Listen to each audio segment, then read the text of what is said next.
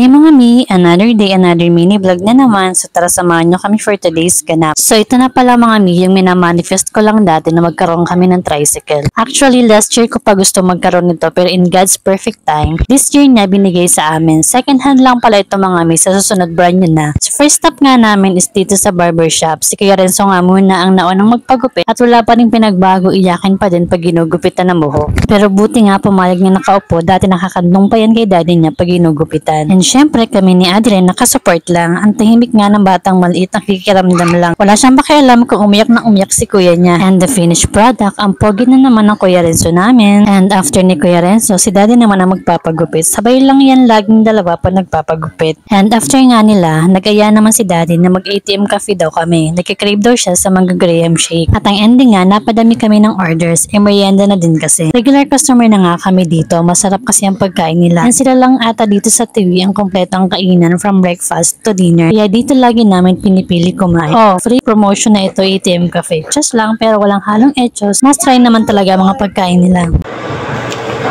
Kuya. Going down.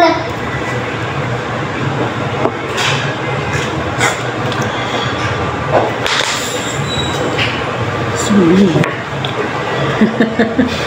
Sorry.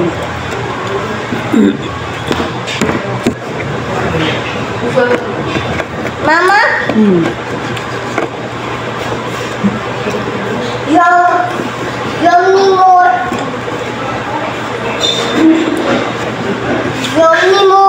Yung ni more.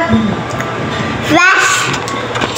And after namin magmerienda sa ATM Cafe, diretso na kami sa bahay ng father-in-law ko. Pag pumupunta talaga kami ng TV, hindi namin kinakalimutan bisitahin si lolo nila.